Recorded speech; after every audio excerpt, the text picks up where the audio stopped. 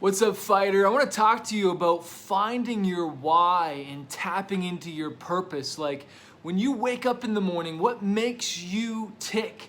What makes you want to move when it's cold, when you're not feeling it, when your muscles are tight or you're just exhausted even though you had a good night's sleep? Well, I'm reading from my book, Fighter, 5 Keys to Conquering Fear, and it's talking about willpower here.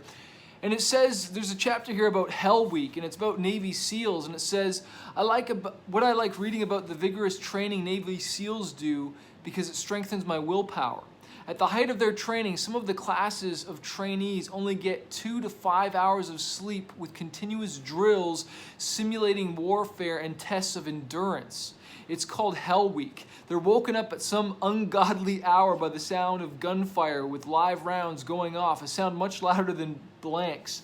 The men are led into chest-deep freezing ocean water, shivering, waiting for the whistle to blow, and then they charge back up onto the beach, crawling on their bellies with only the friction of the sand against their bodies to warm them just past the edge of hypothermia. Then it's back in the water again. At the height of the week, to taunt the men, the sergeants make comments like, if you quit now, we got fresh coffee and donuts for you, just let us know.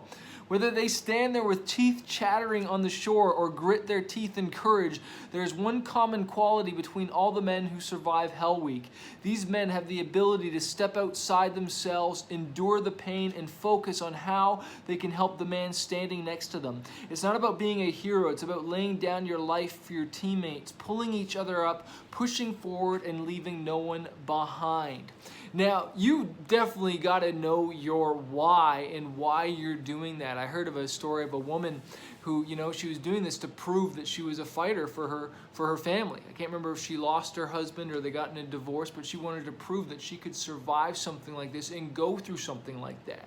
This morning, I woke up all right, but I had to tap into my why. What is the reason I'm doing this? Well, I definitely thought about you. I thought about shooting this video and encouraging people while I was making a bacon and egg and croissant sandwich. I was listening to some preaching by my man Jeremy Pearsons, and that was encouraging me. And I was like, man, this encourages people. This is encouraging me right now. It's pumping me up. So it's giving me reason to want to go help other people. I started to listen to some music earlier today, and it was just like, man, I got to keep writing songs and stuff like that. And there's things that we do that we don't realize is impacting other people.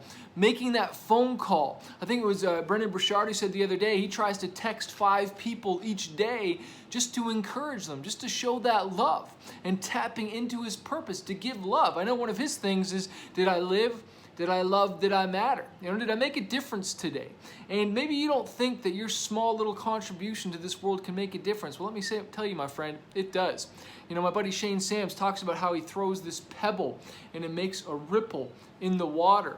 Well, your little pebble, your little stone, your life, my life, it can make giant ripples in other people's lives. But you got to keep fighting. You got to tap into that why. And sometimes it's getting quiet and just shutting everything off, turning off the phone, turning off Instagram, turning off Netflix, and just thinking. Sometimes I listen to too much inspirational stuff and I need to just actually turn off everything and just think and just meditate and just get quiet and get into that quiet place and tap into what is it the thing that I need to do today? What is my purpose? What is my why? And I promise you, God will give you that. Hey, again, reading out of my book, Fighter, 5 Keys to Conquering Fear and Reaching Your Dreams. Go to Manifest Shop, grab your copy, grab one for a friend. We've got a bunch of soft covers left. I think there's only 3 hardcover copies left. If you grab those, I want to remind you to keep fighting for your dreams and that a fighter isn't someone who never fails. A fighter is someone who never quits. Peace.